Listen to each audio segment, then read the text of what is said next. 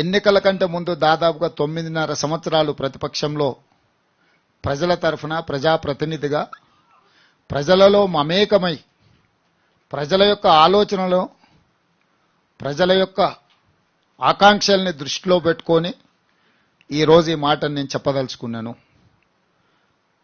7 తరాలుగా ఈ ప్రాంతాన్ని పాలించిన నిజాం సాగర్ కట్టిన, నిజాం కాలేజ్ నిర్మించిన, నిజాం ఆర్థోపెడిక్ హాస్పిటల్ ఇచ్చిన, ఉస్మానియా యూనివర్సిటీ, ఉస్మానియా హాస్పిటల్స్ కట్టిన, మోజంజాయ్ మార్కెట్ నుంచి అన్ని వ్యాపారాల కోసం ఏర్పాట్లు చేసిన, ఈ తెలంగాణ ప్రజలకు కావాల్సినవన్నీ నేనే ఇచ్చిన.